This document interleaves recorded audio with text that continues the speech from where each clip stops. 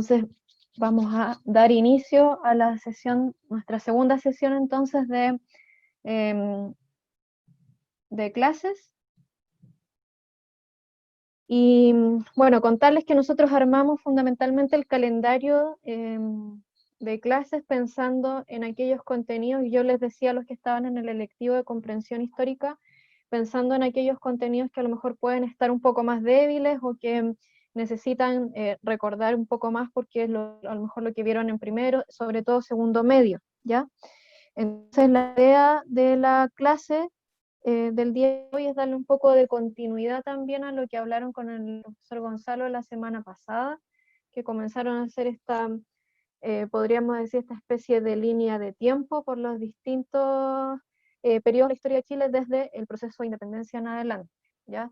Dejamos ahí fuera a lo mejor todo lo que tiene que ver con la etapa de expansión española y todo lo que tiene que ver con el proceso colonial, pero que igual se trabajó algo la clase pasada, a lo mejor no tanto como institucionalidad, porque eso de forma tan directa a lo mejor en la nueva prueba no va a venir preguntado, pero sí de aquí en adelante la idea es hacer este recorrido desde el siglo XIX, ojalá hasta lo que más podamos en este tiempo de clases que tengamos, ya sea de manera online o presencial.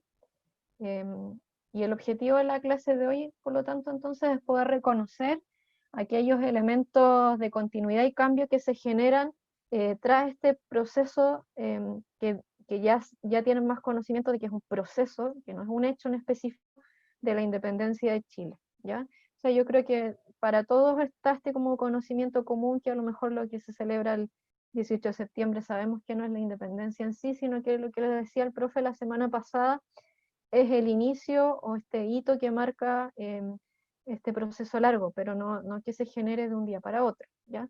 Y a lo mejor de lo que han visto en el electivo de comprensión, ya tenemos más noción de lo que es un hecho como un hito, un evento que ocurre en un solo día, podríamos decir, o en un solo instante, y que tiene consecuencias que no son tan extensas de lo que es un proceso, ¿ya? Por eso hablamos de proceso de independencia, porque tiene consecuencias de larga data, de larga duración, y porque además un proceso genera cambios estructurales dentro de una sociedad.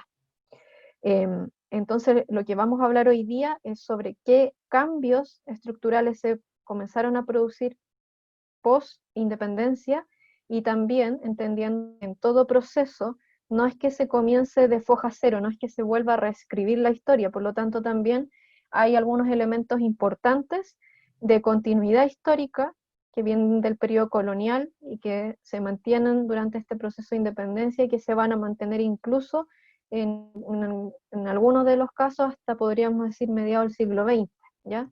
Y durante todo el siglo XIX. Entonces vamos a ver esos elementos de continuidad y cambio, y por otro lado también reflexionar en torno a la importancia del periodo, del llamado periodo de organización de la República, o también llamado, dependiendo de cuál es la visión historiográfica, también llamado como periodo de anarquía, ¿ya? Entonces reflexionar en torno a la importancia de ese periodo. Y respecto a lo mismo, a ver, no me avanza acá, sin querer asustarlos, porque es importante que podamos estar acá y ojalá interactuar lo más posible dentro de lo que se pueda, y cuando tengan dudas preguntar, porque no es que yo quiera asustarlos, pero quedan tan solo 168 días para la nueva prueba de transición, ¿ya?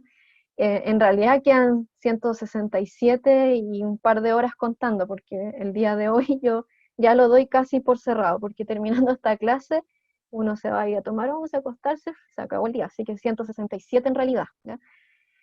Y es súper importante también poder organizarse. Yo por ahí logré ver el año pasado que muchos de ustedes igual tienen una cierta ventaja de ciertas habilidades a lo mejor que les pueden servir mucho para organizar bien su tiempo de aquí en adelante, que tiene que ver con la capacidad de síntesis y de armar buenos esquemas, ¿ya?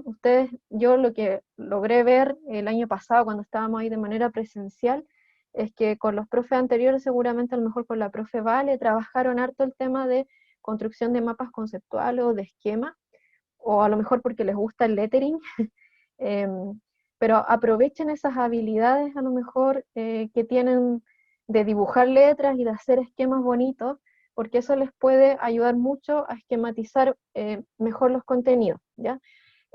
Como les decía el profe la semana pasada, profesor Gonzalo, cada clase que tengamos se va a entregar, bueno, aparte de enviar el PowerPoint, se entrega esta guía de contenido, que es material súper bueno y bien sintetizado, que em, viene por temas, entonces es importante también tenerlo bien organizadito. Ármense una carpeta que sea de material del preu, a lo mejor algunos de ustedes están yendo también a otros preuniversitarios, el material que se entrega también en CPECH o en el Pedro de Valdivia es súper sintético y puede servir para resolver muchas dudas en cuanto a contenido, pero lo fundamental dentro de la prueba no es la memorización de ese contenido, ¿ya? Para eso a lo mejor usted puede hacer esos buenos resúmenes que yo les decía, pero esa es una primera etapa, es un primer paso necesario para lograr responder de manera, podríamos decir, más fácil, de manera satisfactoria, las preguntas, ¿ya? Hay mucho de las preguntas que tiene que ver con poder discriminar bien lo que nos están preguntando, saber leer con calma, ponerse en todas las situaciones, ver cuáles son los distractores a lo mejor que nos están poniendo. Entonces, un porcentaje importante de la prueba tiene que ver mucho también con una buena comprensión de lectura. Entonces, un primer paso que usted tiene que hacer en estos 167 días que le quedan es comenzar a armarse sus propios buenos resúmenes, ¿ya? No basta solamente con leer, porque a la medida que uno a lo mejor va transcribiendo, también va memorizando y va pudiendo hacer buenas conexiones. Y un segundo paso es leer lo que más puedan, de manera de que sea más fácil la comprensión de las preguntas. Ojalá temas obviamente relacionados con los temas de la prueba, ¿ya? Y si pueden ver la mayor cantidad de ensayos posibles, sería ideal. Nosotros, lo que está planificado es que se haga un próximo ensayo a lo mejor en septiembre, pero si usted se dedica un día y lo googlea y comienza a bajar ensayos a lo mejor de años anteriores, puede hacerlo, ¿ya? Si bien esta es una prueba nueva, ejemplos de ejercicios de la PSU anteriores no nos van a quedar en nada y ni van a ser tan más distintos de lo que va a ser ahora. Sí, fijarse bien en no responder a lo mejor aquellas preguntas de contenidos que ya no entran, pero ayuda harto a hacer la mayor cantidad de ensayos que puedan, sin importar que les vaya mal. Yo les decía por ahí que en su momento, hace muchos años atrás, cuando yo estaba en cuarto medio, me iba pésimo en los ensayos. Bueno, en los de matemática, obviamente, que no eran tanto mi fuerte. Pero uno se da cuenta en el momento de que en realidad la práctica es la que hace un buen puntaje, ¿ya? No sé cómo, pero por arte de magia, cuando uno comienza a ver mucho, cierto tipo de ejercicios van entrando, ¿ya? Entonces lo mismo también con la prueba de historia.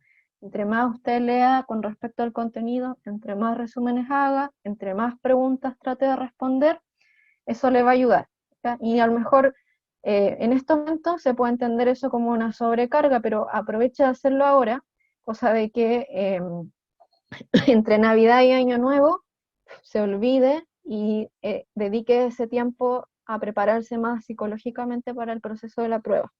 Porque la persona que no hace nada ahora y que se dedica un mes antes a prepararse para, va a ser súper difícil de que pueda interiorizarse en cómo responder una buena prueba. Es mejor hacer ese trabajo por adelantado que dejarlo para el final.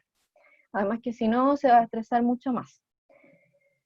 Bueno, entonces, volviendo al tema que nos convoca el día de hoy, vamos a hacer una especie de síntesis. No sé si va a ser tan buena mi síntesis como la del profe Gonzalo, que habló harto la semana pasada, dio harto dato, harto contenido, que espero que hayan tomado buenos apuntes, y si no, bueno, está la grabación para volver sobre ello. Entonces, hoy día vamos a hacer como esta breve síntesis para poder entender esta nueva, podríamos decir, etapa dentro de esta línea de tiempo que vamos a trabajar. Entonces, él hizo esta contextualización la semana pasada acerca de lo que era perdón, tomar un poquito de agua, este legado colonial hispano en América, ¿cierto? El legado colonial hispano. No sé si alguien recuerda qué elementos importantes trabajaron de este legado colonial, qué es lo que caracterizaba a las distintas colonias sobre todo en Latinoamérica, respecto de su dependencia con esta matriz que mayoritariamente era España, en su minoría a lo mejor puede ser Portugal, pero para nosotros, en términos prácticos, ¿en qué se veía representado ese legado colonial hispano en América? ¿Alguien recuerda alguno de esos elementos?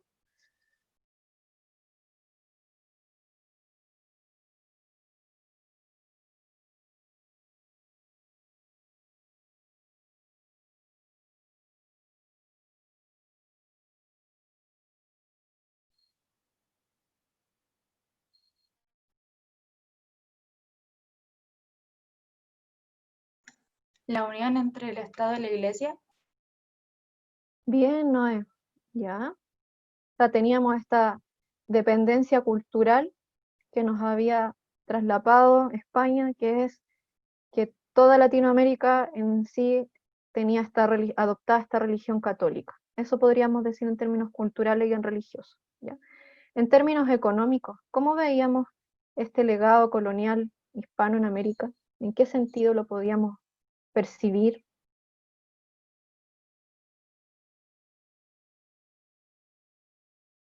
En que dependíamos de ello económicamente. ¿Ya?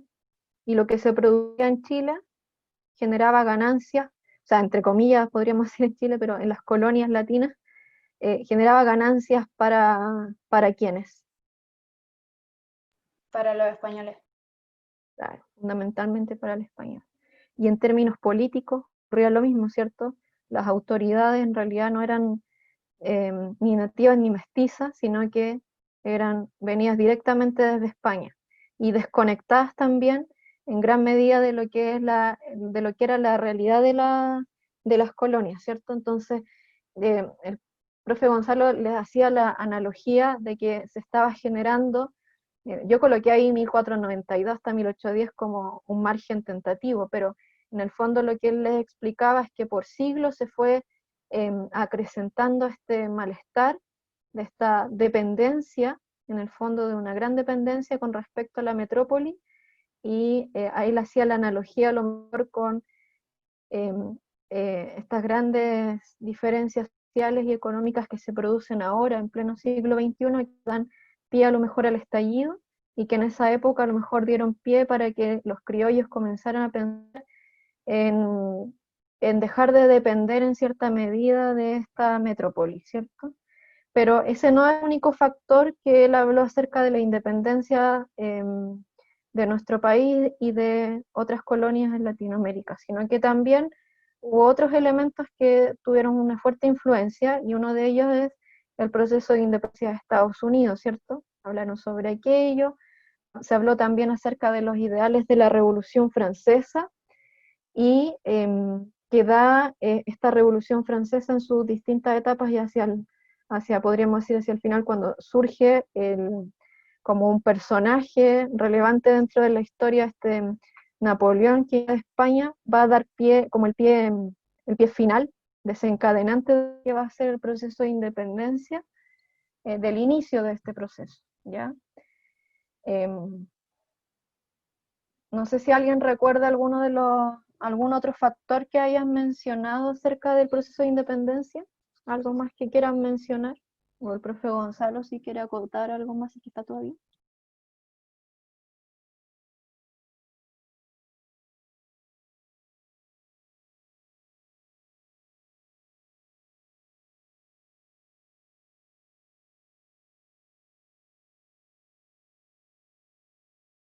¿No?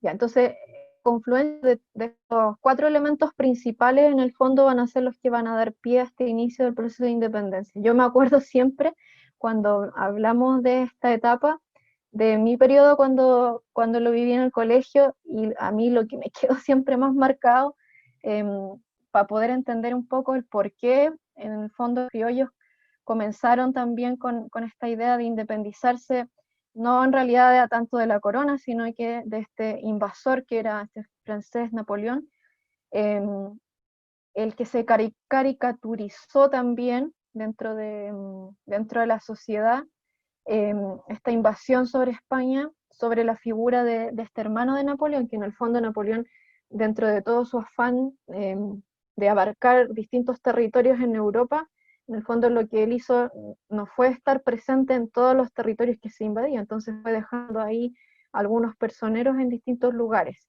Y característico que siempre me recuerdo que es el hermano de Napoleón, el llamado Pepe Botella.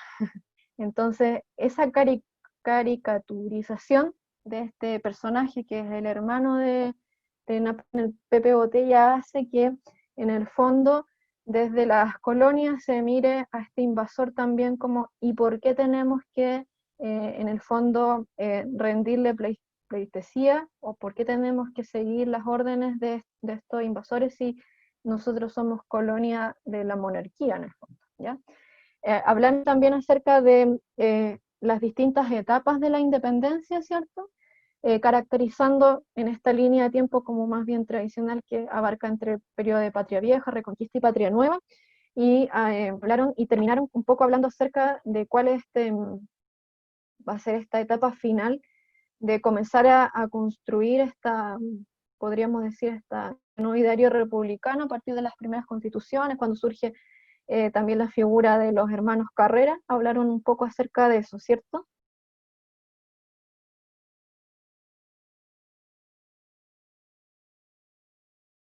Y dejaron, el profe les dejó una guía donde había contenido y también habían algunas preguntas, ¿ya? Entonces, no las vamos a revisar todas por un tema de tiempo en realidad, pero yo traje una propuesta de revisar algunas y la idea es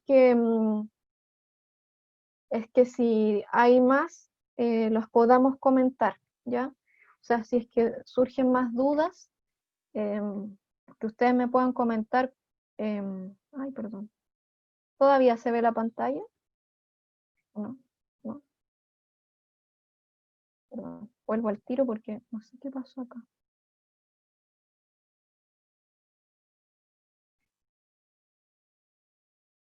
¿Dónde estás? Aquí está. Ah, ya está, ahí está.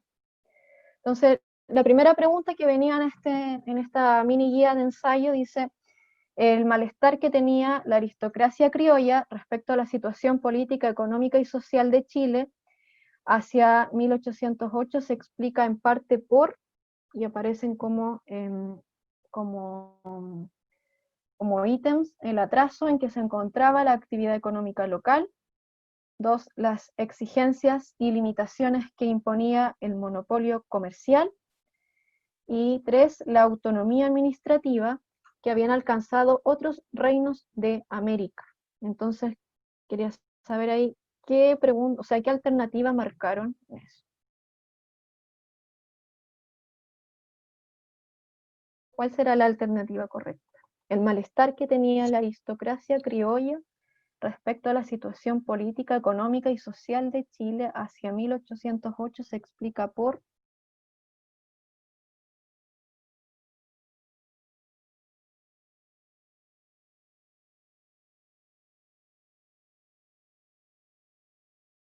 Si no respondieron a lo mejor en la casa durante la semana, el ensayo, haciendo un poco de memoria de lo que hablaron la semana pasada.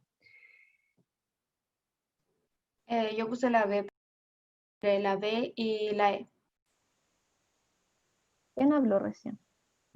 ¿Noelia? Ah, no, sí, es que yo estaba entre la B y la E, pero al final puse la B, La 1 B. y ¿Y 2. y por qué descartó la 3?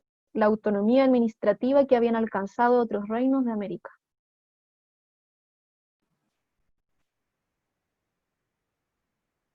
No Tiene un sé, me sonaba más que era más la 1 y la 2 que la 1, la 2 y la 3.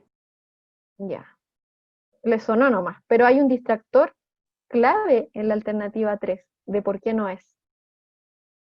Si lo leemos de nuevo, dice, la autonomía administrativa que habían alcanzado otros reinos de América. ¿Existían otros reinos en América? Dentro del concepto clásico de qué es un reino.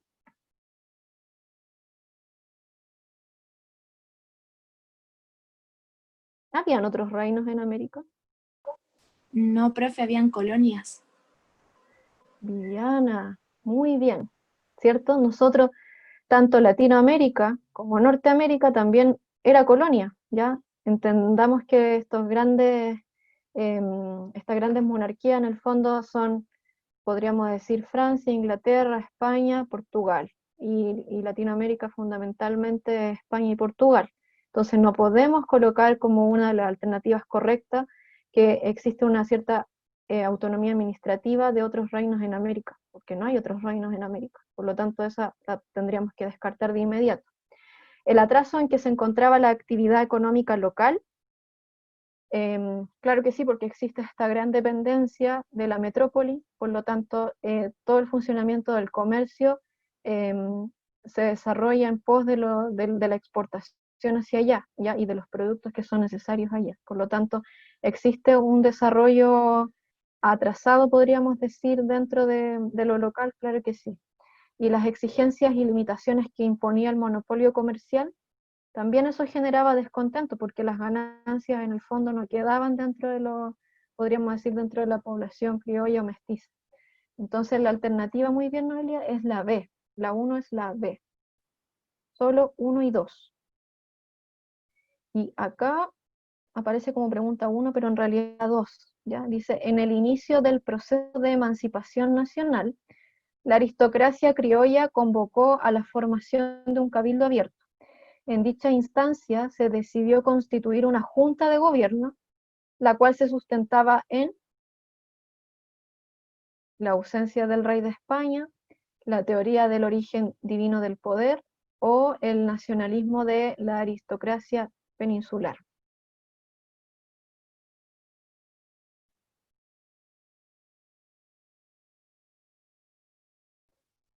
¿Cuál será la alternativa correcta?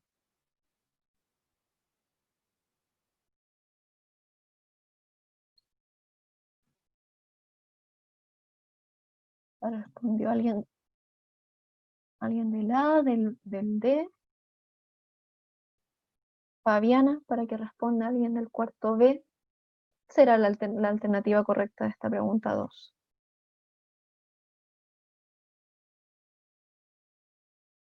Yo sé que usted sabe, Fabiana. Profe, yo puse la A. Muy bien, sabía que sabía. Muy bien, entonces en el inicio del proceso de emancipación nacional, la aristocracia criolla convocó a la formación de un cabildo abierto, no es un proceso de independencia propiamente tal, ¿ya? En dicha instancia se decidió constituir una junta de gobierno y dice la cual se sustentaba en el fondo lo que hacía esta junta de gobierno era reemplazar en ausencia del rey que estaba ahí preso, retenido por este invasor que es Napoleón. Entonces, por eso en el fondo, este proceso de emancipación se genera por la ausencia del rey. Ese es el desencadenante. Pudo ser que también para este proceso de independencia está el descontento, está también la dependencia económica, la dependencia política, pero el hito desencadenante es la ausencia, ¿ya? La teoría de origen divino del poder, en el fondo, sería contraproducente, porque en el fondo estaría negando para qué se va a crear un cabildo abierto si lo que hace esta junta es basarse en la teoría del origen divino. En ese sentido, lo que habría cabido no sería a lo mejor crear juntas, sino a lo mejor habría sido traer al rey para acá o haber traído a sus descendientes y haber creado a lo mejor un nuevo reino acá, ¿ya? Cosa que no fue así. O el nacionalismo de la aristocracia peninsular, o sea, en el fondo lo que primaba era la monarquía. Entonces, en ese sentido, la alternativa correcta, muy bien, es la A. Vamos a revisar 3 más y con eso vamos a continuar con la materia del día de hoy. No sé si alguien me quiere ayudar a leer porque acá es un texto un poquito más largo. ¿Alguien del cuarto C? ¿Hay alguien del cuarto C?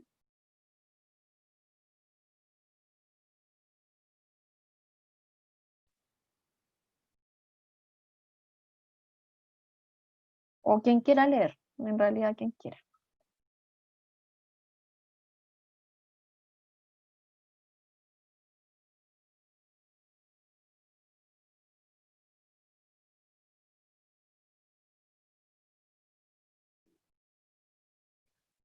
Nadie quiere.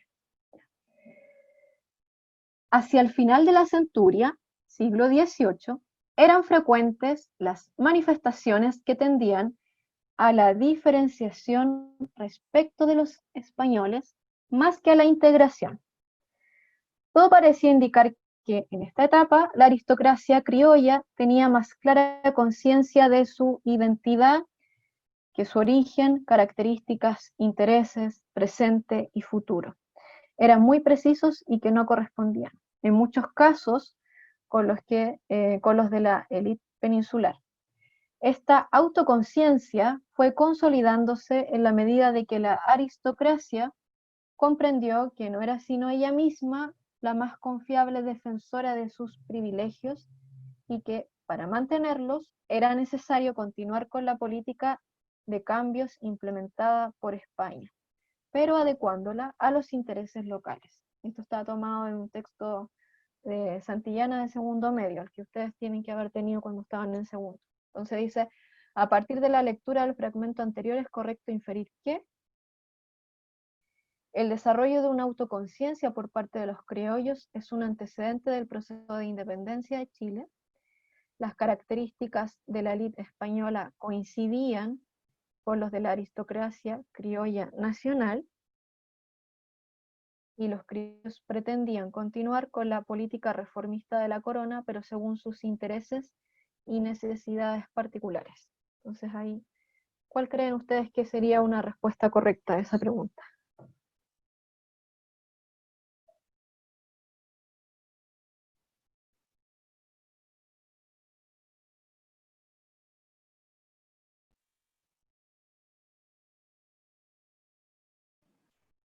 La D, 1 y 3. ¿Quién habló? ¿Quién habló recién? Noemí, profe. No, ay, usted hizo toda la tarea. Es una alumna ejemplar. Muy, la D, 1 y 3. Muy, muy bien. ¿Por qué la 2 no? Se me perdió el lápiz aquí para marcarlo. ¿Por qué la 2 no? Porque se supone que la élite criolla estaba, o sea, no tenía los mismos ideales que la élite española. Como que se hacían diferencias entre lo que querían o creían. ¿Cuáles son esas diferencias? Así como un ejemplo, así muy práctico. Ay, no sé, profe. ¿No? ¿A alguien se le ocurre? ¿Cuál es la principal diferencia? En política, que ellos podían manejar los temas políticos y los criollos no. Muy bien, mira, ¿quién habló recién? Porque no me marca aquí el computador. Fabiana. Muy bien, Fabiana, bien. Entonces la Noe lo que nos dice es que en el fondo corren como por carriles separados. Las características identitarias de esta élite hay que entenderlo no como el español común y corriente, uno que podamos encontrar en la calle, estamos hablando de la élite española, ¿ya? Por lo mismo, sus intereses van a ser, como dice Fabiana, estar dentro del ámbito de lo político y de lo económico, ¿ya? Y son quienes van a controlar, porque somos una colonia en esa época, ¿ya?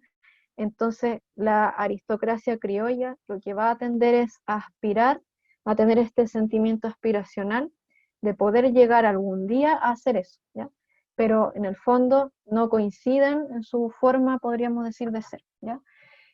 Este tipo de preguntas, en el fondo, apunta mucho a lo mejor yo no leí tan bien el texto, creo que me salté algunas comas ahí, siempre cuando haya un texto de una fuente que sea relativamente, nunca en la PSU van a encontrar, o sea, en la prueba de transición, nunca van a encontrar una fuente tan extensa, nunca sobrepasan los 10 renglones. Este tiene 1, 2, 3, 4, 5, 6, 7 renglones.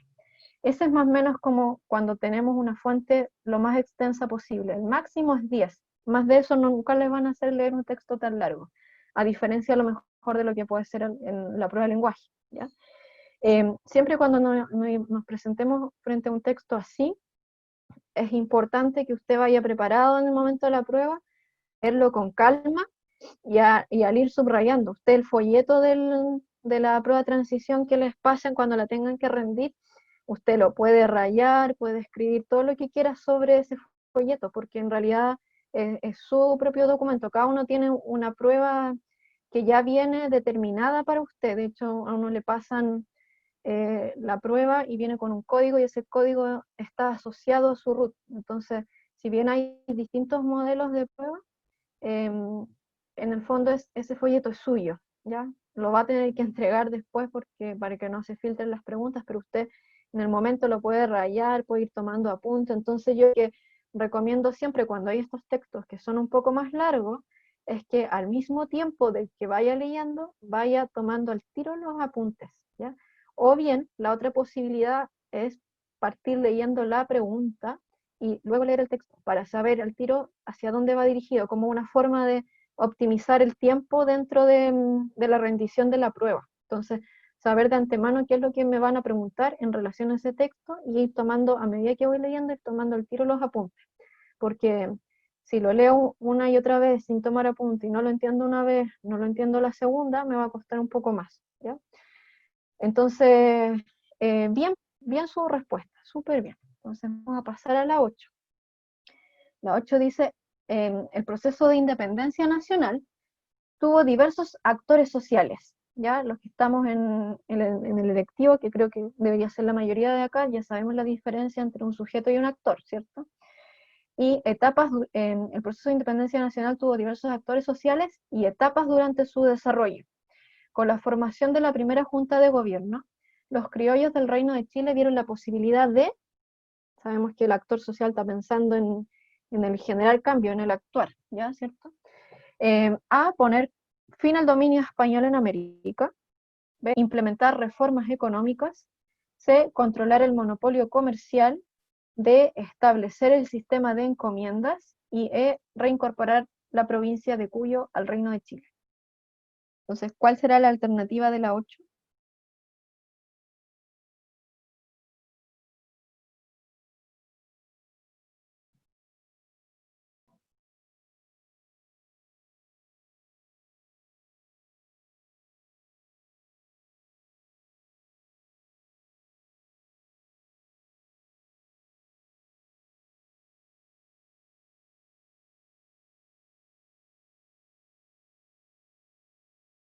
Está La relacionado B, a lo que Viviana, ¿quién dijo B?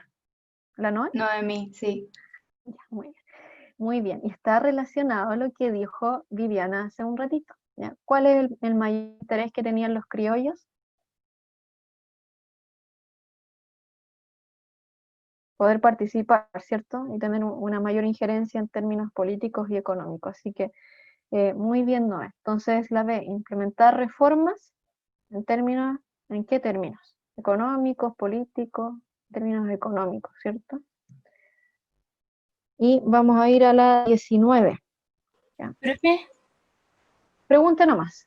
sí, tengo una pregunta. Es que lo que pasa es que tengo algunos apuntes y dice que decretó la libertad de comercio en el tema de la Junta de Gobierno de la pregunta. Y ¿Ya? y en la C dice control del monopolio comercial. No sé si estoy enredada, pero como que no sé. Por eso Ah, ya. no sé si me entiende, profe. Sí, sí, la entiendo. Me- En el fondo, la C lo que dice sería que esta primera junta lo que hizo fue, según la C, diría que lo que hizo fue que los criollos pudieran controlar el monopolio comercial, pero sabemos como antecedente que la creación de la primera junta era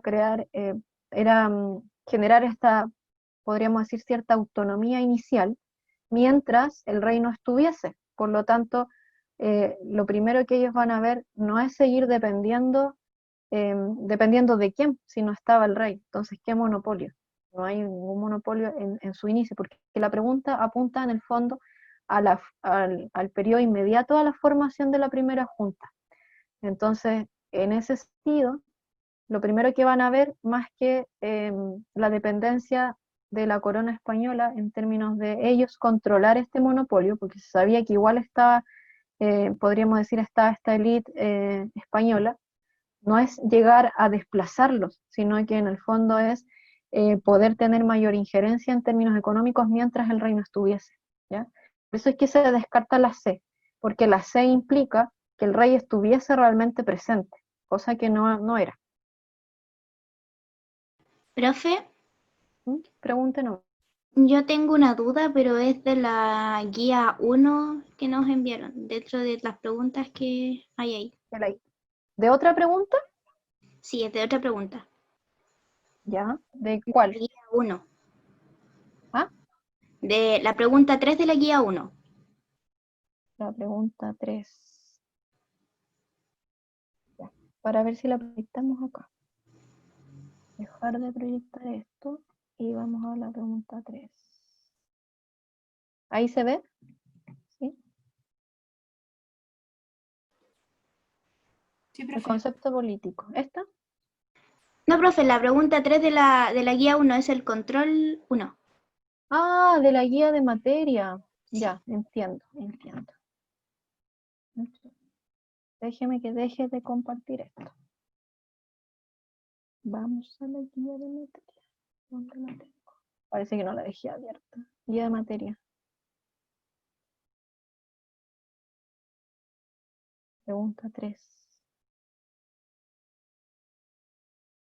¿Dónde? Ya para otra vez voy a tenerlo abierto, pero ya aquí la estoy pillando.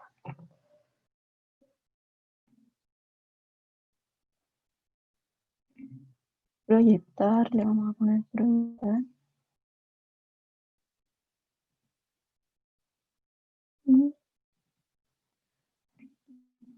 Ya, ahí sí, esa. Sí, profe, esa. No entiendo porque resulta que la alternativa es la... Sí. Ah, ya, es la C. ¿Qué era lo que no entendía? Espera, déjeme leerla. Leámosla con calma juntos, ¿ya? Si quiere la leo usted o la leo yo, como prefiera. Ahí lo leo. Entre los fundamentos teóricos que acudieron los criollos para rechazar las pretensiones del Consejo de Regencia y afirmar abiertamente su derecho a instalar juntas de gobierno, figuraban: 1. Las colonias americanas pertenecían al rey y no al pueblo español. 2. Las leyes españolas contemplaban la forma de levantar un gobierno ante la ausencia del rey. Y 3. Solo una república podía detener la opresión de una monarquía despótica. Ya, porque en el fondo la conformación de las primeras juntas, o sea, de las primeras juntas, no solo en Chile, ¿ya? De la primera junta de gobierno en el fondo no plantea la creación inmediata de una república, sino que plantea la creación, podríamos decir, de este gobierno momentáneo en pos de esperar la llegada nuevamente del rey, ¿ya? O sea, no es una independencia de la monarquía, en ningún momento se declaran, podríamos decir, como ajenos o contrarios a la monarquía. Por eso se descarta la 3, porque la concepción en sí de república alejaría la concepción de monarquía que en la primera junta no era lo que estaba en discusión, ¿ya? Entonces, la 1 dice las colonias americanas pertenecían al rey y no al pueblo español. Es así, porque pertenecen al rey, por lo tanto no pertenecen ni al pueblo español, ni mucho menos a un, entre comillas, podríamos decir, a un usurpador francés, ¿ya? Ni menos al hermano que borrachín, el Pepe Botella, menos a él. Entonces, en ese sentido, la 1 sí. Y la 2 dice, las leyes españolas contemplaban la forma de levantar un gobierno ante la ausencia del rey. Estaba configurado dentro de la ley española, ante la ausencia del rey se podría generar esta forma de gobierno momentánea, que serían estas juntas, pero que respetan la monarquía, esperando que éste vuelva a poder ejercer su poder dentro del territorio. Por eso es que se descarta la 3, ¿ya? Porque la concepción en sí de república desconocería el concepto de monarquía, ¿ya? Gracias, profe. Sí. Además que en ningún caso lo que se busca esquivar podríamos decir, esta invasión despótica, pero no de la monarquía, sino que de Napoleón, ¿ya? ¿Ahí queda más claro? Sí, profe, ya entendí. Ya. Entonces nos vamos a ir a la presentación para apurarnos un poquito más, porque yo tenía una pregunta más para revisar y para que podamos avanzar en contenido de lleno del día de hoy, ¿ya? Entonces, la 19, y con esta ya cerramos, ¿ya? Dice: desde la perspectiva de largo plazo, la independencia significó para las excolonias de la América hispana, entre otros aspectos, el inicio de un periodo de construcción de sus respectivos estados nacionales. B, el comienzo de un proceso sostenido e ininterrumpido de crecimiento económico. C, el fin de la influencia económica, social y cultural de España. D, la llegada al poder de gobiernos estables que promovieron políticas económicas socialistas. Y E, el término de toda influencia de las potencias europeas en América. Entonces la alternativa correcta de la 19 es la...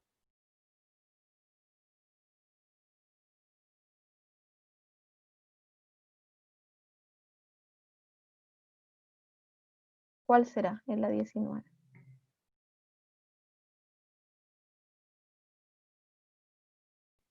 Paulette, ¿usted la respondió? Sí, profe. Ya. Yo ¿Por puse qué que era me la C. responde así? ¿Por qué me responde así? Qué Porque sabe fome. que no me gusta participar en clase. Ajá. Pero si Soy una más de pura escuchar. respuesta. Ya. ¿Es la A o la C? ¿O la B o la Le D? puse la ¿O C. la E? La C.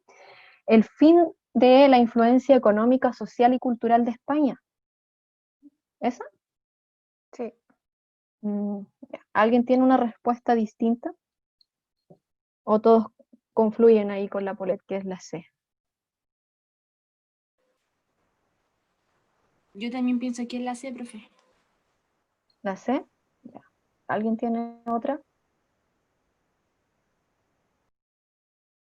¿No es?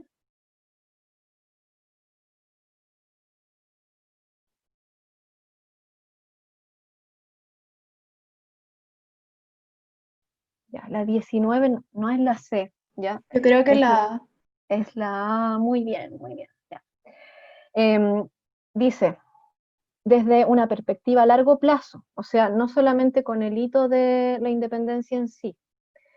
La independencia significó para las excolonias de la América hispana, entre otros aspectos, vamos a empezar de abajo hacia arriba. El término de toda influencia de las potencias europeas en América, no, porque podemos encontrar influencia hasta mediados del siglo XX, incluso podríamos decir que tenemos influencias a lo mejor en términos culturales hasta el día de hoy, ¿ya? La llegada al poder de gobiernos estables que promovieron políticas económicas socialistas, ¿ya? El concepto ya de socialismo en esa época, y además la idea de gobierno estable ya no debería generar dudas, por lo tanto no, ¿ya?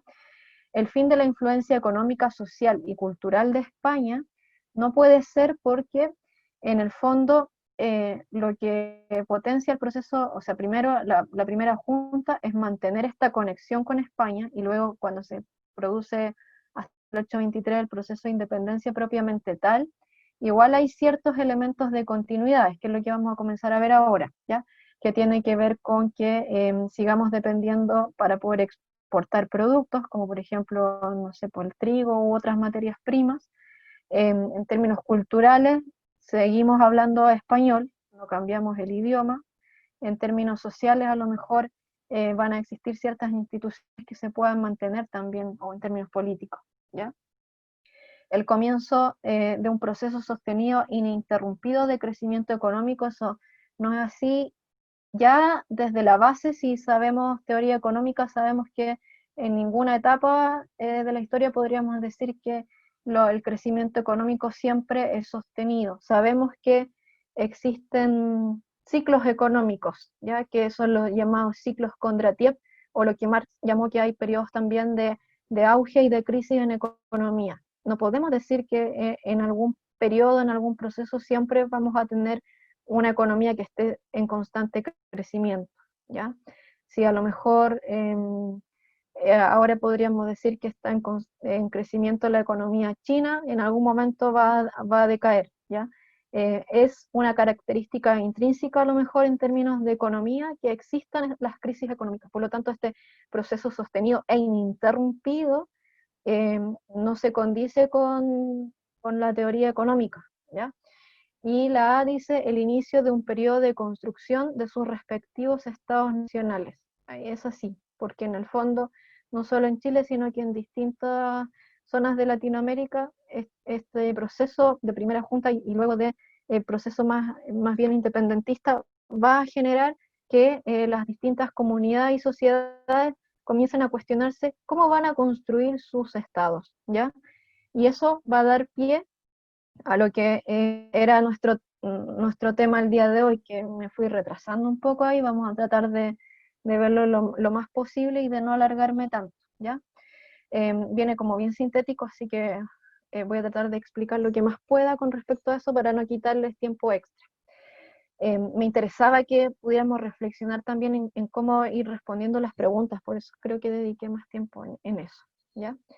En la clase pasada ustedes quedaron en el periodo Higgins, cuando comienza ahí la abdicación, y posterior, 1823, vamos a armar esta línea de tiempo hasta 1830, va a ser lo que en historiografía se conoce como el periodo de organización de la República, que también para otros historiadores es llamado como el periodo de inestabilidad política o como el periodo de anarquía, ¿ya? Por eso aparece acá, dice, para estudiar este periodo existen principalmente dos visiones historiográficas, aquellas que plantean que entre 1823 y 1830 esta organización de la República se caracterizó fundamentalmente por una anarquía o inestabilidad, entendiendo el concepto de anarquía no como un concepto anárquico contemporáneo, sino que en el fondo en el sentido de que hay esta ausencia bajo distintos tipos de pruebas de tratar de organizar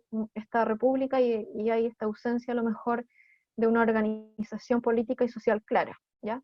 Y por otro lado, hay otras visiones de historiadores que plantean que este periodo de organización de la república hay que entenderlo desde el punto de vista de que se configura como un periodo de aprendizaje político y social para esta nueva sociedad naciente, es como podríamos decir como este periodo de nacimiento e infancia de la nación, ¿ya?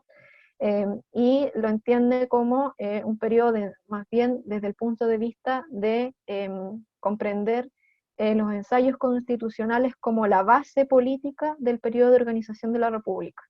Para el periodo de anarquía, lo que está dentro del centro para esta visión historiográfica no son los ensayos constitucionales, sino es el constante desorden político que se genera, ¿ya? Entonces, estas dos visiones no es que una sea verdadera y la otra es falsa, sino que las dos se pueden complementar y se pueden contraponer, y ninguna es más o menos verdadera que la otra. ¿Existe esta inestabilidad y esta crisis política? Claro que sí, pero por otro lado también está esta otro que es en el fondo que es un periodo de organización, por lo tanto es un periodo de profunda reflexión en torno a cómo se iba a organizar esta república, y la base fundamental para ello es la creación de constituciones políticas, ¿ya? Entendiendo una constitución política como esta ley fundamental que nos rige, la que nos da el carácter de Estado de Derecho también, que tenemos leyes que nos rigen y que podríamos a lo mejor compararlo con lo que es hoy día la Constitución del año 80, que independiente de la posición que uno pueda tener, en el fondo es la Constitución que tenemos para delimitar cuáles son los deberes y derechos de los ciudadanos, así como también cuáles son los requisitos y funciones que tienen las autoridades fundamentales dentro de nuestro Estado. Si no estuvieran delimitados ahí, cuáles son las atribuciones que tiene a lo mejor el presidente de la República, podría, no sé, Piñera haber decretado estado de excepción por un año entero, y no lo puede hacer, lo tiene que hacer cada 3 meses, ¿ya?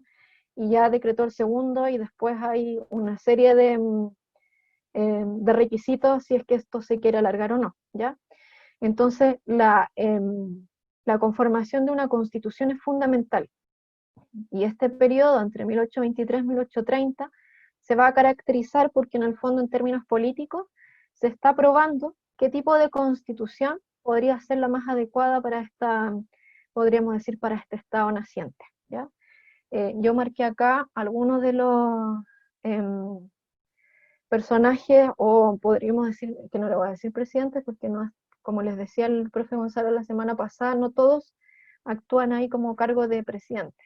Tenemos a políticos relevantes, vamos a decirlo entonces, o como gobiernos a lo mejor. A Ramón Freire como director supremo entre 1823 y 1826, y luego en 1826 va a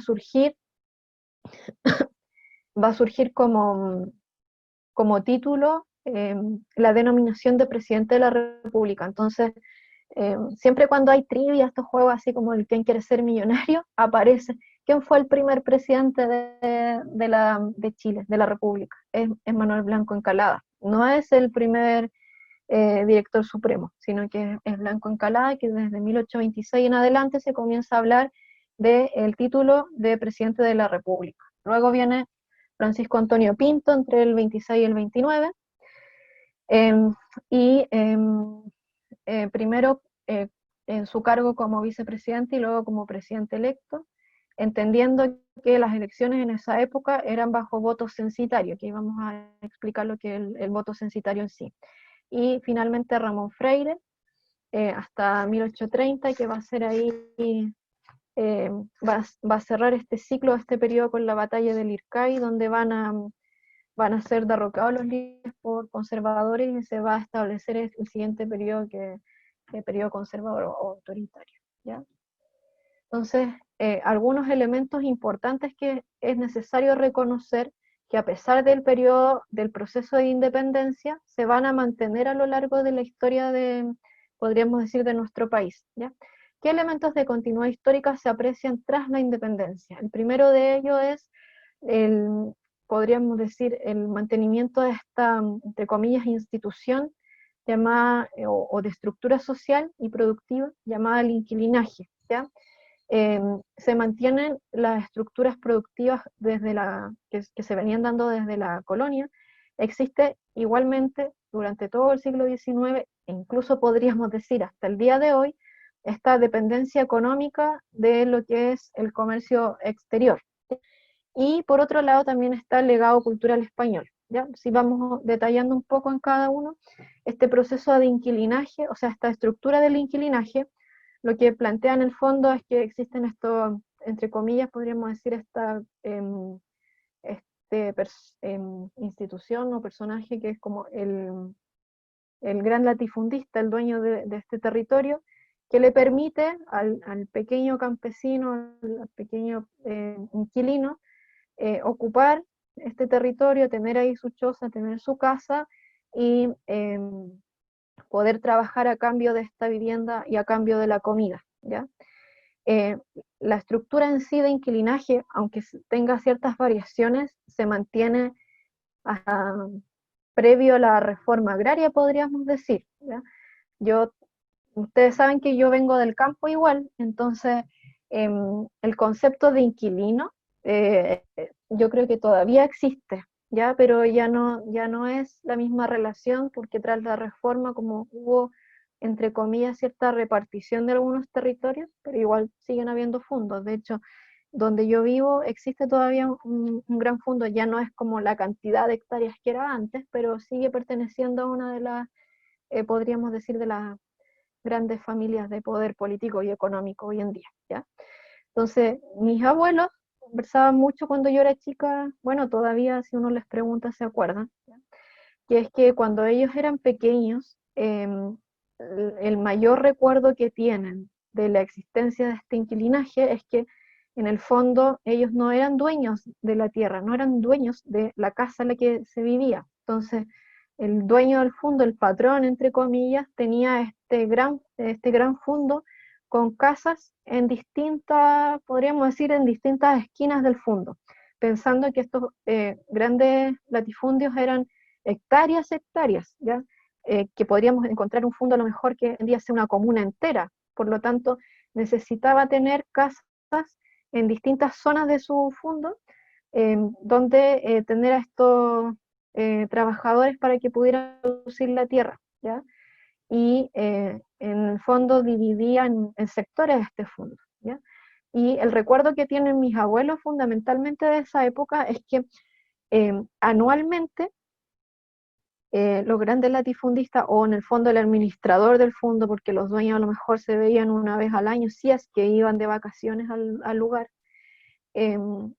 lo que hacían era trasladar a aquellos peones que resultaban, entre comillas podríamos decir, más molestosos, o que generaban ruido, o que tenían mayor conciencia obrera, podríamos decir, o que pudieran generar mayores demandas. Entonces, si hay alguien que protestara por algo, que reclamara por algo, no sé, en diciembre se volvían a redistribuir las casas, como el inquilino no era dueño de ese hogar, le decían, bueno, a ti te toca ir a tal potrero, entonces va a tener que ir a cambiarse de casa y ir allá. Entonces era muy común que la población, que los campesinos, los trabajadores en esa época, tampoco tuvieran tanto, podríamos decir, tanto riqueza o tantos bienes materiales. ¿Por qué? Porque al no ser dueño de la tierra estaban en constante trasladarse, una vida, entre comillas, seminómade. Esa estructura social y productiva del linaje, en donde se trabaja a cambio de la comida y a cambio de la vivienda, se mantiene hasta previo a la reforma agraria, ¿ya? Por otro lado, también se mantienen estas estructuras productivas propias de la colonia, en donde Chile en el fondo lo que va a ir manteniendo es en la exportación fundamentalmente de materias primas, más que de bienes más elaborados, y vamos a tener, podríamos decir, una diferenciación en siglos de qué es lo que vamos a producir. En un inicio a lo mejor la mayor exportación va a ser de trigo, pero ya sabemos que a principios del siglo XX va a ser el salitre, y que después, posterior al salitre, va a surgir el cobre, y a lo mejor hoy día quizás el cobre tiene la preponderancia, pero de a poco comenzamos a ver que quizás el litio sea la próxima materia prima que se esté exportando, ¿ya? Entonces se mantiene esta estructura en donde las ganancias son privadas fundamentalmente, y donde se exporta materias primas. Entonces estamos constantemente dependiendo de cómo es este mercado internacional, y si hay una en el extranjero, obviamente el que nos vamos a ver primera afectados, ¿ya? Aunque tengamos a lo mejor producción de comida, o de frutas, de verdura o de vino que nos permitan tener la alimentación, pero igualmente, si no podemos vender estas materias primas fundamentales, que en este caso, en nuestra época sería a lo mejor el cobre, el litio, no va a haber ganancias, ¿ya? Y por otro lado también está este legado cultural de España, que fundamentalmente a lo mejor lo podemos ver en ciertas tradiciones que se mantienen incluso hasta el día de hoy, que recién hoy comienzan a ser criticadas, como puede ser, no sé, la existencia del rodeo, el que las ciudades se constituyen bajo este plano de damero.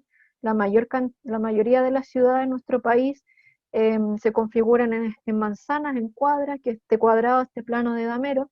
Son pocas las ciudades que tienen una configuración distinta, ¿ya? Valparaíso a lo mejor escaparía un poco a este legado cultural español en términos arquitectónicos, ¿ya? Y lo fundamental, que es el idioma, ¿cierto? Podríamos estar hablando, no sé, portugués o inglés o algún otro, pero se mantiene este legado cultural de la utilización del idioma español, y no es algo solamente propio nuestro, sino que es característico en Latinoamérica, ¿ya? Por otro lado, hay también algunos elementos de cambio tras el periodo de la independencia, o sea, de quiebre, y que existe la creación de nuevas instituciones, podríamos decir. Entonces, está este fin de instituciones que son fundamentales para la metrópoli, como lo son, por ejemplo, que ahí aparece esta imagen em, de la Real Audiencia como un máximo tribunal español, pero también existe un quiebre o un cambio fundamental con el término del monocomercial. Ya no existe este manejo desde España de las ganancias, aunque no va a llegar a lo mejor hacia hacia el campesino, hacia el obrero, ¿ya? Entonces, la clase pasada ustedes quedaron ahí en que se consolida hacia 1823 militarmente lo que es la independencia de Chile, quizás puede quedar también como materia pendiente el apoyo al resto de los procesos independentistas en Latinoamérica, pero lo fundamental, como tarea pendiente a nivel interno, es la construcción y la configuración de cómo va a ser este Estado-Nación, cómo va a constituir esta nueva república, ¿ya? Y en esa discusión es que surge esta pregunta, ¿cómo organizarse? Y van a surgir los llamados ensayos constitucionales, ¿ya? Tenemos esta primera visión que decíamos en un inicio de cómo se puede estudiar este periodo de organización de la República entre 1823 y 1830, que habla de que existe esta inestabilidad política porque se mantiene este ideario de caudillismo militar, que hay crisis económica, porque los gastos que generó la independencia fueron súper grandes.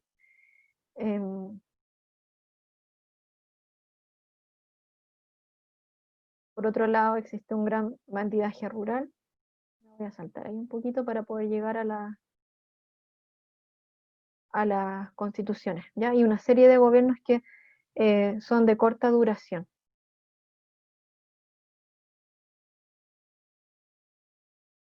¿Ya? Por otro lado, se dice también que está esta gran inestabilidad política porque no hay una homogenización en términos políticos. Están estos liberales o conservadores que son ficados bajo este epíteto de los llamados pipiolos, asociados a los primeros y versus los pelucones, ¿ya?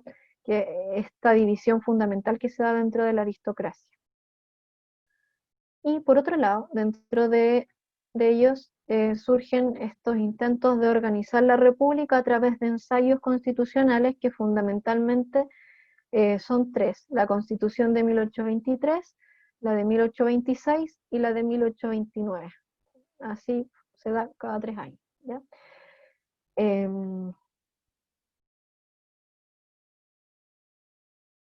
Ya. La primera, la de 1823, se va a llamar cotidianamente como la Constitución Moralista, ya redactada por Juan Ibáñez, y que va a promover la implantación de una ciudadanía ejemplar a través de una serie de normas que lo que pretendían era regir aspectos de la vida cotidiana de las personas. Por eso se le da el nombre de moralista, porque en el fondo se hace parte de cuestiones que podrían ser más bien de índole familiar o personal, podríamos decir, ¿ya?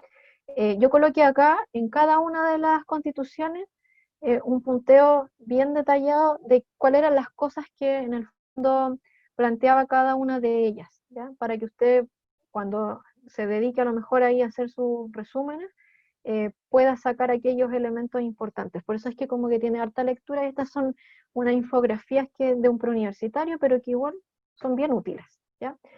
Entonces esta constitución moralista, y bueno, y estos tres ensayos constitucionales, en el fondo lo que también caracterizan de por qué es llamado un periodo de anarquía o de configuración de esta nueva república, en el que en ninguna se puede llevar a cabo por mucho tiempo, o que no son aplicables, ¿ya?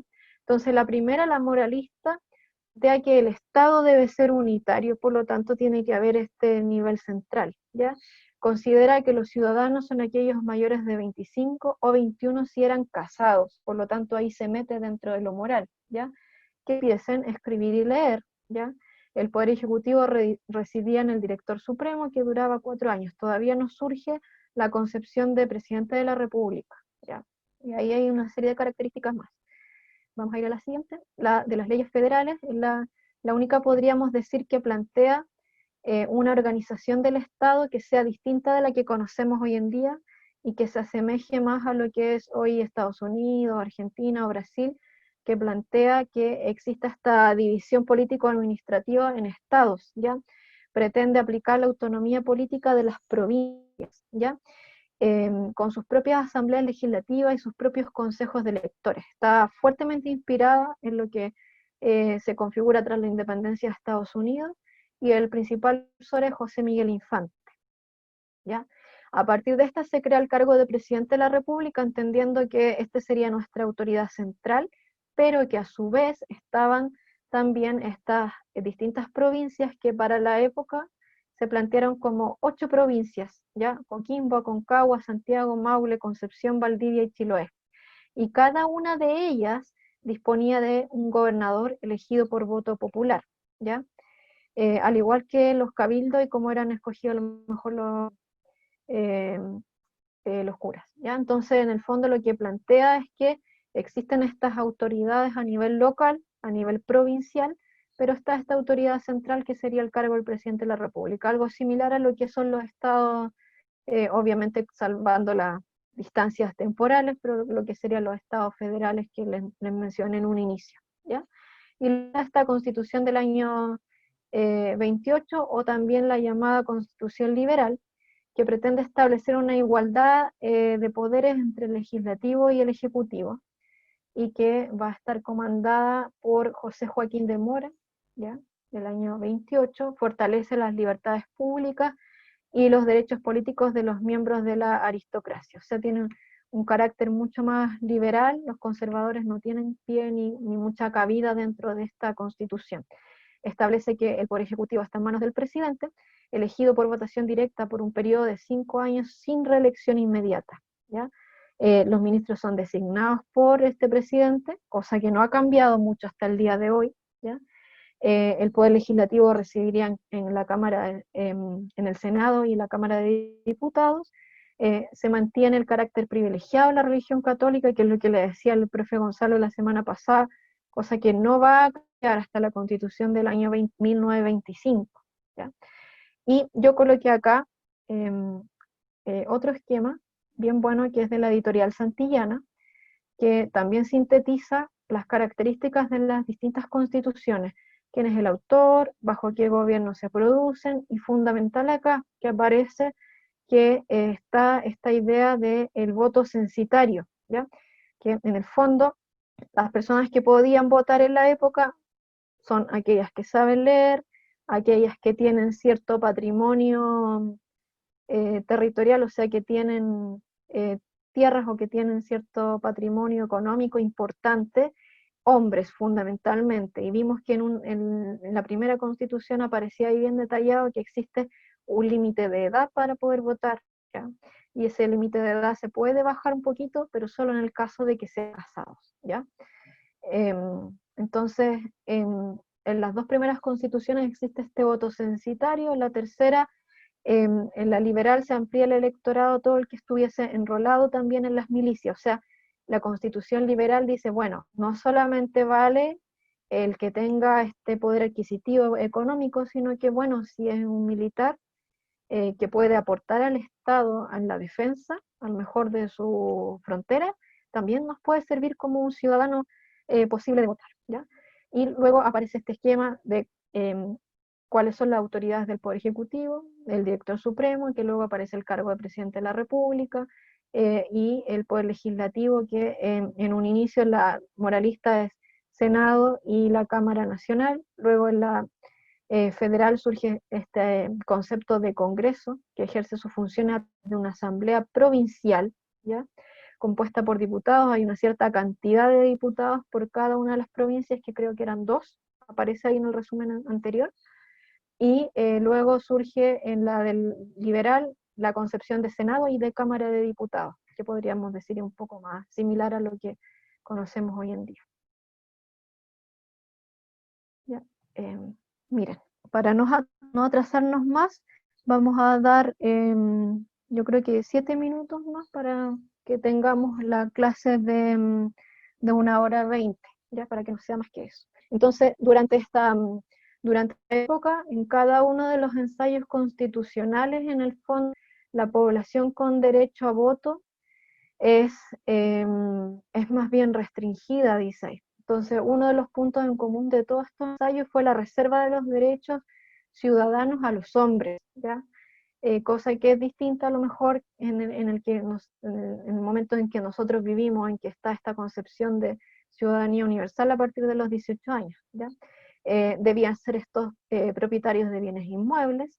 Existe esta concepción de voto censitario que consiste en una restricción de los derechos ciudadanos propia, que era propia más bien de los regímenes oligárquicos del siglo XIX, ¿ya? Y hay también una fuerte discriminación, podríamos decir, a la mujer. La mujer está ahí sin derecho a voto y no va a estarlo hasta mediados del siglo XX, ¿ya? Entonces, dentro de la población, en el fondo, los que realmente tenían este derecho a voto, hombres con derecho a voto, es alrededor del 1% de la población, que era la que iba a conformar la elección de estas primeras autoridades, ¿ya?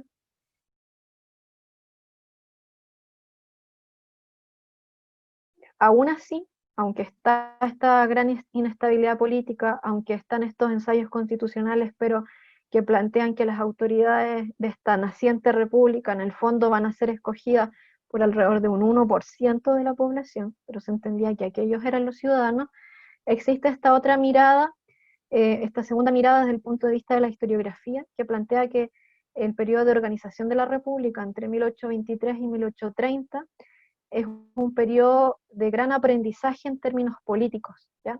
Porque es un periodo en el que se da la instancia para que se comiencen a lo mejor a poner en práctica aquellas ideas de la Ilustración que ya venían sonando desde principios de 1800, ¿ya? Entonces, las ideas, como dice ahí, ilustradas fueron vitales en este proceso de aprendizaje, y es el periodo en donde se puede generar mayor debate político dentro de esta, entre comillas, igual digámoslo, de esta élite que puede participar de la política, porque el inquilino lo va a hacer, no va a poder participar de aquello porque su preocupación fundamental es poder tener la comida y el techo, y que en el fondo este dueño de los grandes latifundios lo permita que pueda permanecer ahí, ¿ya? Entonces, como les decía, estos ensayos constitucionales permiten el aprendizaje político, pero de la aristocracia, ¿ya? Se van a fortalecer en esta época también los ideales republicanos, la idea de que existan estas elecciones periódicas, de que debe existir una constitución con respeto a la ley, y que existan sucesiones de gobierno. En un inicio, entre 1823 y 1830, podríamos decir que estos gobiernos van a ser bastante acotados, no van a ser extensos en el tiempo, pero a medida que se vayan fortaleciendo, podríamos decir como república, van a tener una mayor extensión hacia el periodo posterior, ya que es más bien un periodo autoritario conservador, ¿ya? Algo importante también que el profesor Gonzalo les nombraba y que hizo harto hincapié en la clase pasada también, que uno de los grandes elementos también de cambio que se produce hacia este periodo es, él hablaba de la libertad de vientres, pero ya de por sí, en el periodo de organización de la República, es el que se pone fin durante el gobierno de Ramón Freire a la esclavitud completa en Chile, ¿ya? Y preocupación por asegurar la soberanía también es algo fundamental dentro del periodo, por eso es que a lo mejor podríamos decir que la Constitución del año 26, que planteaba esta organización federal, la organización de este Estado a partir de provincias tenía una función práctica, que en el fondo era redistribuir, podríamos decir, no centrar este poder político, de manera de poder asegurar las fronteras en este territorio extenso de esta nueva república. Entonces, esta organización a partir de provincias iba a permitir una mayor estabilidad, ¿ya? Sabemos que no duró nada en realidad esa constitución, pero por lo menos se genera esta discusión. Lo que no quiere decir que pasando al tiro de la independencia vamos a tener un periodo de inmediato de total calma, ¿ya? Sabemos que para la aristocracia, vamos a dejarlo hasta acá, van a existir profundas diferencias en términos ideológicos o políticos de cómo se va a organizar esta nueva aristocracia criolla o nacional, pudiéramos decir. Entonces, me voy a saltar esas dos acá, porque aparece un buen esquema acá respecto de esta disputa en la que va a terminar este periodo de anarquía con la batalla del Ilcay en el año 1830, donde está José Joaquín Prieto y Ramón Freire, va a ser ahí derrotado, y va a triunfar la reacción conservadora, pero en el fondo lo que representa aquello es que el periodo de organización de la República es un periodo de inestabilidad política, donde hay gobiernos que se suceden rápidamente, es un periodo donde se está en el fondo ensayando cuál va a ser esta organización constitucional que va a tener esta república, pero por otro lado también es un periodo súper fuerte en términos de diferencias ideológicas y de diferencia a lo mejor entre liberales y conservadores. Entonces van a surgir estos distintos movimientos que aparecen aquí muy bien esquematizados de distintos grupos. Dentro del ámbito de los liberales, pipiolos y federales, y dentro del ámbito de los conservadores aparecen pelucones, ojiguinistas y estanqueros, ¿ya? Y los vamos a nombrar así muy rapidito para no demorarme más, porque creo que ya estoy en el tiempo que les dije, ¿ya? Entonces, Pipiolo se consideraba que participaban activamente en estas reformas liberales, por lo tanto, van a tener una fuerte influencia en lo que es la última de las constituciones que vimos, que es la del año 28, ¿ya? Fundamentalmente, el liberal va a ser muy activo en términos a lo mejor de tener conocimiento dentro del ámbito educacional y de tener estos ideales a lo mejor de la Revolución Francesa, estas ideas de libertad, de igualdad, de fraternidad. Ya eran partidarios de la división de los poderes, de manera que se generaran mayores libertades políticas. Por otro lado también está los federales, en donde el principal promotor es José Miguel Infante, y plantean esta idea del poder local a partir de la concepción de aristocracias terratenientes. Entonces les era muy útil a esta aristocracia federalista la configuración de este Estado federal, porque les permitía, como aristocracia, mantener el poder en las provincias, o sea, ser dueños en términos económicos de la tierra y de la producción, y al mismo tiempo ser dueños de este poder político, ¿ya?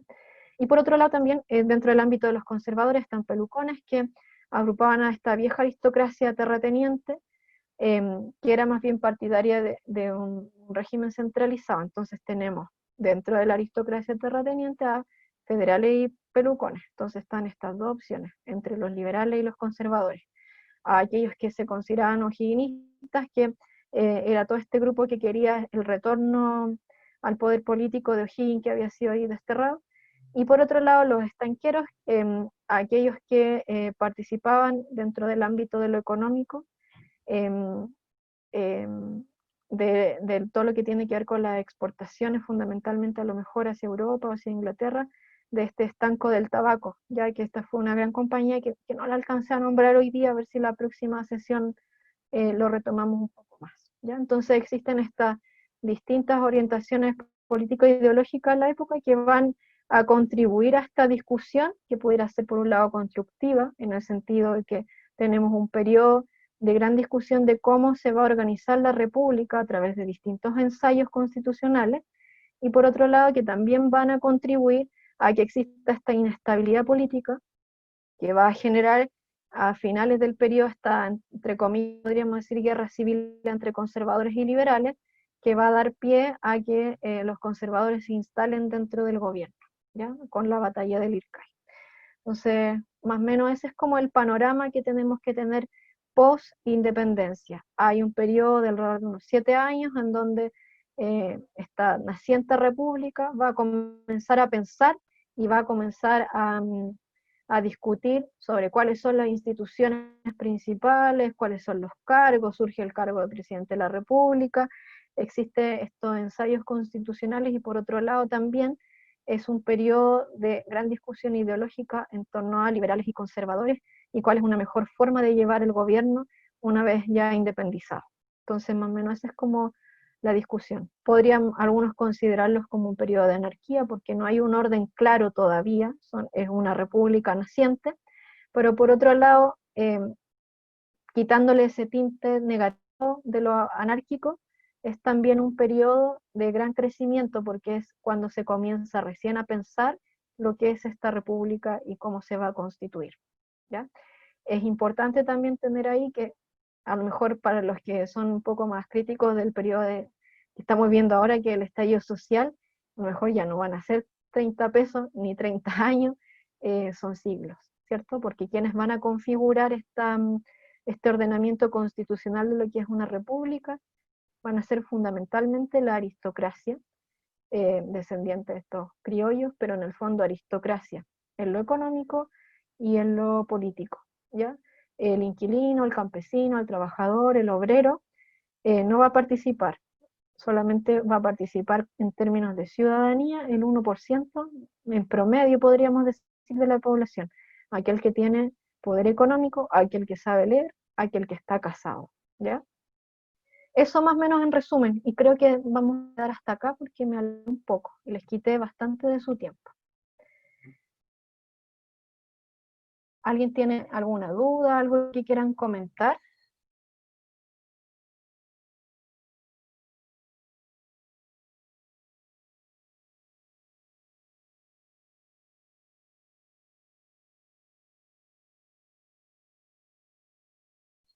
¿No? Bueno, entonces yo les pido que, creo que el profesor Gonzalo ya tiene sus correos, y si no, que le escriban a él para que les envíe este PowerPoint, les envíe la guía de materia, que es importante ahí para que la tengan resumida. Ojalá tomen la recomendación que yo le hice, ármense resúmenes a partir de esquemas, utilicen esa gran habilidad que tienen varios de hacer lettering y de hacer buenos resúmenes, háganlo, ¿ya? Y por otro lado, el control de preguntas. Entonces, la otra semana vamos a tratar de optimizar mejor los tiempos, porque igual hoy día probando en revisar este primer control nos demoramos igual bastante, pero también es importante porque nos permite, por una parte, el saber cómo leer las preguntas y cómo comenzar a enfrentarlas. Hoy día entregamos un tips importante: cuando tengamos una fuente de información larga, puedo partir leyendo la pregunta, luego la fuente, y al mismo tiempo puedo ir tomando apuntes a la medida que voy leyendo, ¿ya? Fijarse también en los distractores, eso también nos ayuda en revisar las preguntas. Entonces, para que se comuniquen ahí con el profe, él es el que va a estar distribuyendo todas las semanas lo que es la guía, lo que es el control, para que así no nos dispersemos tanto, ¿ya? Ambos tenemos el material, pero para que les llegue por una misma vía siempre. Entonces, la próxima semana los va a acompañar el profesor Gonzalo con el tema que viene, y la subsiguiente me vuelven a ver, ¿ya? Así que, bueno, y espero acompañarlos igual ahí, como estuvo el profe Gonzalo hoy día escuchando lo que sucedía, ¿ya? Eso, jóvenes, espero que estén bien, cuídense harto y nos vemos por la próxima semana. Chao, profe. Chao, cuídense harto. Chao, Chao, chao. Chao, profe.